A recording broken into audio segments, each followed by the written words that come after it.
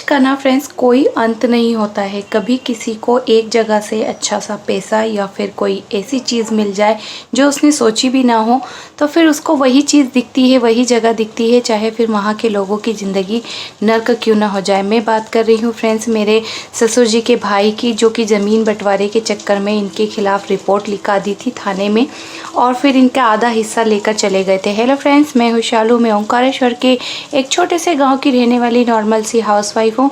Friends, मुझे support करने के लिए मेरे चैनल को सब्सक्राइब और व्लॉग को लाइक करना मत भूलिएगा। तो बात उस टाइम की है जब मेरे ससुर जी अच्छे खासे चलते फिरते थे, तब उन्हें लकवा नहीं लगा था।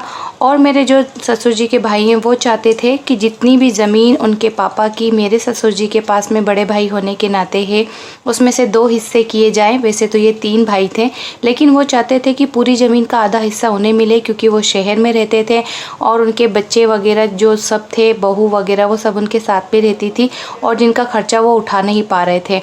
लेकिन मेरे ससुर जी ऐसा चाहते थे कि जितनी भी ज़मीन है वो तीनों भाइयों में बराबर से बटे।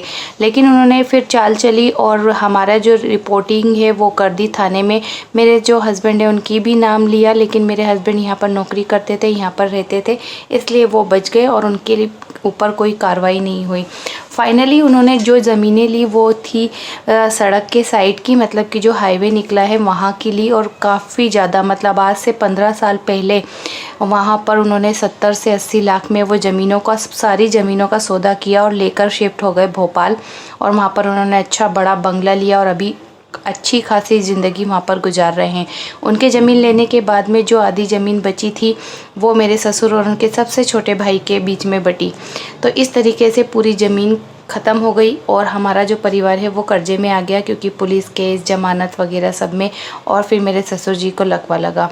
तो अभी भी उनका मन नहीं भरा है फ्रेंड्स। अभी भी वो आते हैं, रहते हमारे घर में ही हैं और खाते भी हैं। उन्होंने सारे बच्चों की जो शादी है वो हमारे ससुराल से ही की, लेकिन अभी भी उनकी नज़र जो मकान है हम जहाँ पर रहते हैं, हमारे ससुराल वाले जेठ जेठानी, सास ससुर, वो मकानों पर भी उनकी नज़र है, उसमें भी उनको हिस्सा चाहिए।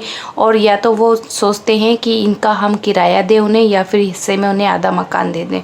अब आप ही बताइए फ्रेंड्स कि ऐसी हालत में, जबकि हमारे ऊपर कर्जा है, हम जैसे तैसे ज़िंदगी गुजार रहे हैं, मेरे ससुर को लकवा लग गया है, लेकिन फिर भी हम लोग हार नहीं मान रहे हैं, अपने लिए कोशिशें कर रहे हैं, उसमें भी उन्हें वहीं पर हिस्सा चाहिए।